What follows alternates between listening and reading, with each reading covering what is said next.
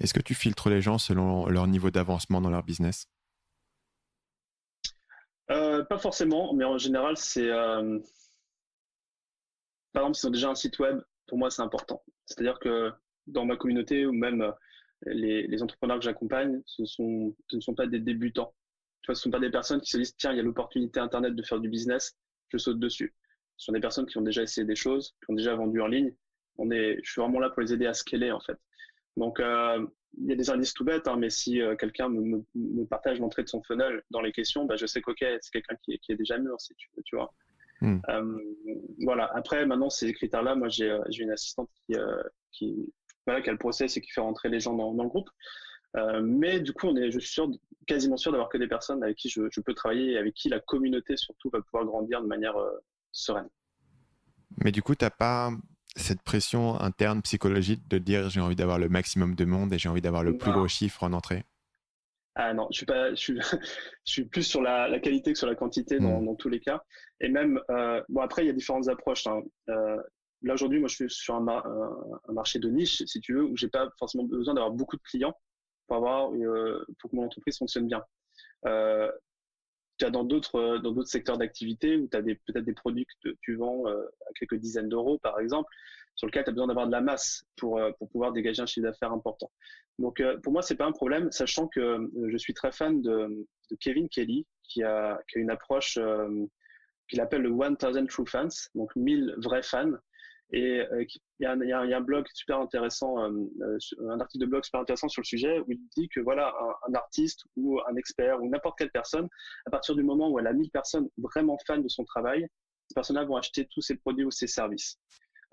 Et je me base beaucoup sur alors sur le groupe, on est 1450 maintenant, donc on est plus de 1000 fans. Mais il y a des personnes qui sont dedans, ce sont des gens avec qui j'ai déjà interagi. Il y en a un grand paquet que je connais personnellement. Donc c'est une approche, on va dire, minimaliste, mais qui aujourd'hui me permet vraiment d'accompagner sur le long terme les clients. Si tu veux, j'ai pas une vision juste de vendre une formation, je suis là pour les accompagner sur plusieurs années. Et ça, on peut pas le faire avec énormément de monde non plus.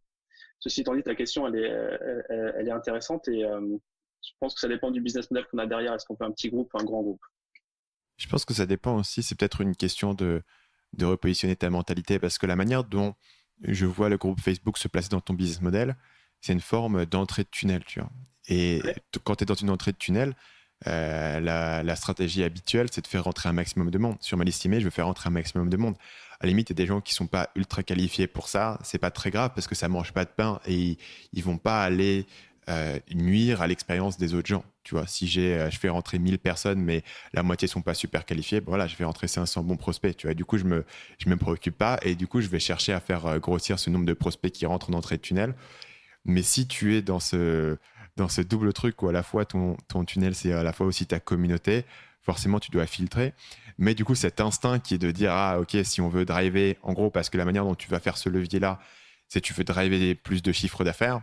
En règle générale, tu essayes de driver plus de leads en entrée. Ou alors, tu lances des nouveaux produits, ou alors tu essayes d'augmenter ton taux de conversion. Mais globalement, le levier qui va être le plus simple à activer, tu essaies de faire rentrer en entrée du tunnel. Et toi, n'ayant pas de contenu particulier que tu essayes de promouvoir à droite à gauche et ayant justement ce filtre des gens que tu fais rentrer, on dirait que tu n'essayes pas de maximiser le nombre de personnes qui entrent. Du coup, comment est-ce que tu réfléchis à ces chiffres en termes de business ou où est ton levier? Tu vois, si tu voulais, par exemple, l'année prochaine, je sais pas, doubler ton business, par exemple, ce serait quoi le levier pour toi qui te permettrait d'en arriver là? Bah, si tu veux, dans les business, tu as toujours le trafic et la conversion. Donc clairement, moi, je suis de l'école de la conversion. À partir de peu de trafic, de dégager une valeur par client euh, conséquente. Maintenant, il y a aussi le côté temporel, c'est-à-dire que dans les premières phases de développement d'un business, euh, il y a énormément de choses à construire. Peut-être qu'on parlera tout à l'heure des événements que j'organise, ce genre de choses, euh, lorsqu'on souhaite scaler, il faut mieux servir d'abord ses clients de la meilleure façon qui soit pour créer les structures et les systèmes qui permettent après d'accueillir beaucoup plus de monde. Donc, dans la phase de développement de business, aujourd'hui, ce groupe est parfait et ça continue de croître. Alors, certes, pas comme une mailing list, par exemple, Ceci étant dit, ça m'a permis de créer toute ma structure de conversion de produits d'accompagnement au départ, et qui aujourd'hui est en mesure d'accueillir beaucoup plus de monde. Donc, dans le développement du business, ce groupe-là est une porte d'entrée, mais comme par exemple ce que tu fais via ta chaîne, via ton podcast et via ta liste email, c'est quelque chose qui sera ajouté ultérieurement avant le groupe Facebook. Tu vois ce que je veux dire? Ok. Ouais, donc tu auras quelque chose qui sera encore plus entrée du tunnel que l'entrée du tunnel, Ouais, qui se trouve en haut et qui s'adresse à tout le monde. Mettons, pas du exactement. contenu gratuit, d'accord. Et du coup, le contenu gratuit peut toucher beaucoup plus de monde, rediriger les bonnes personnes vers le Le groupe. groupe. Ok. Tu sais, on parle Ah, souvent dans les fondamentaux business, tu as effectivement l'acquisition de leads et puis tu as aussi ce qu'on appelle l'entretien de la relation avec ces leads-là. Avoir un groupe ou d'avoir un pôle comme ça où tu entretiens la relation au jour le jour, en fait, c'est magique. Il y a beaucoup de personnes qui effectivement vont acquérir du lead et qui derrière vont pas forcément entretenir la relation, tu vois, au jour le jour avant ouais. de faire la vente.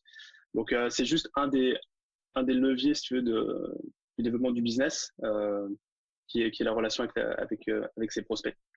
Salut, c'est Stan, j'espère que vous avez apprécié cet extrait du podcast Marketing Mania. Bien sûr, vous pouvez retrouver l'ensemble des épisodes du podcast, y compris les instructions sur comment vous abonner sur l'application Apple Podcast ou sur votre téléphone Android en vous rendant sur mon site à l'adresse marketingmania.fr/podcast. Je vous ai mis le lien dans la description de cette vidéo.